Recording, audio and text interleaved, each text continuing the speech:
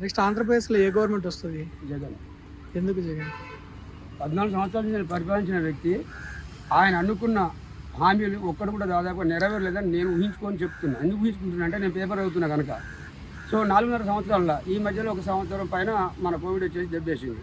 అంటే మినిమం 3 సంవత్సరాలలో ఆయన చేసిన అభివృద్ధి కార్యక్రమం నాకు నచ్చినాయి. ఆయన గెలుస్తాడనేది నా అభిప్రాయం. Confirm sir. తెలుగులో అంటే 175 స్థానాల్లో 175 స్థానాలు గెలుస్తాం అంటున్నారు. ప్రపంచంలో అలాంటి అన్ని నియోజకవర్గాలు అన్ని నియోజకవర్గాలు ఎవరు గెలవలేరు. పక్కన కూడా 10 పోతాయి. 170 స్థానాలు నేనే గెలుస్తాను, అది రాంగ్.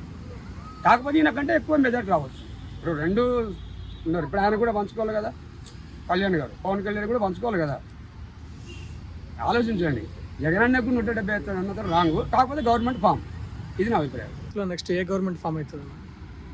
మనస్ఫూర్తిగా కోరుకుంటే టీడీపీ రావాలని కోరుకుంటున్నాను. ఎందుకన్నా టీడీపీ? ఆయన ఆలోచన విధానం మంచిదన్న చంద్రబాబు నాయుడు గారు.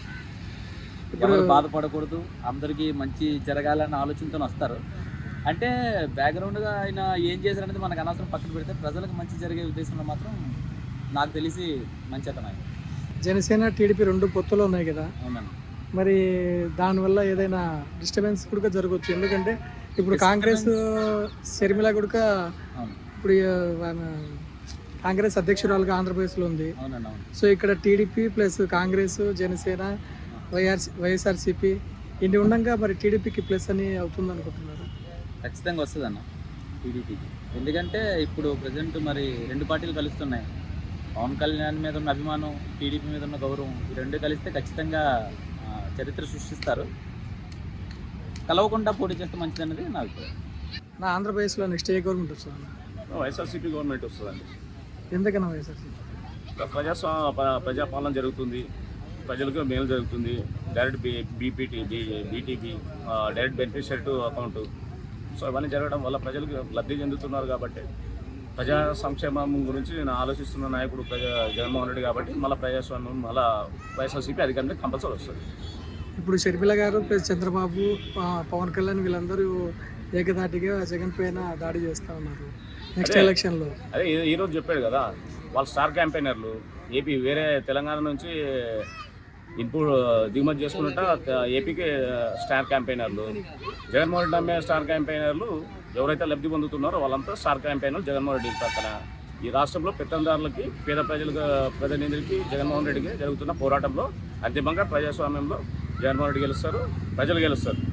సో వైనాట్ 175 అంటున్నారు, దాని గురించి మీ అభిప్రాయం? వైనాట్ 175 అంటే కంపల్సరీ ఒక లీటర్ కూడా క్వాలిటీస్లో కంపల్సరీ 175 టార్గెట్ పెట్టుకోవడం తప్పు కాదు కదా.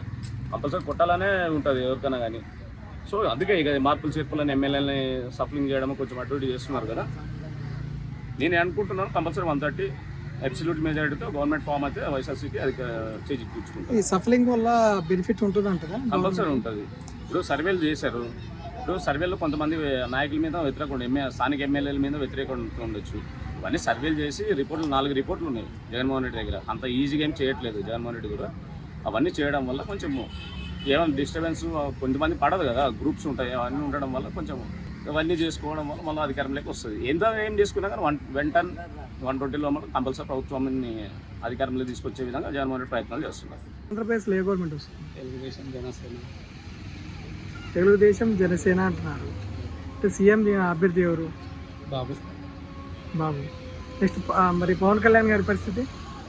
అదే కాంబినేషన్ ఉంటుంది కదా కొన్ని రోజులు. నెక్స్ట్ సీఎం ఇంకా తర్వాత విజన్లో ఏదన్నా ఉంటుండొచ్చు.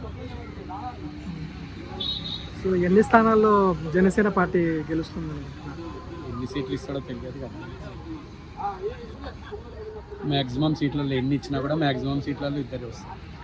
ఇద్దరు ఖచ్చితంగా. సో ఎంత మెజార్టీ రావచ్చు అంటారు?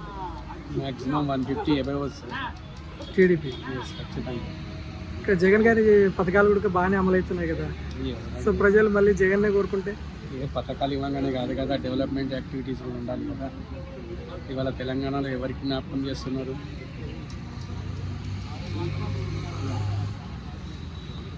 ఇవాళ తెలంగాణలో బాగా చేసిన డెవలప్మెంటే ఈరోజు ఇంత ఇది వస్తుంది.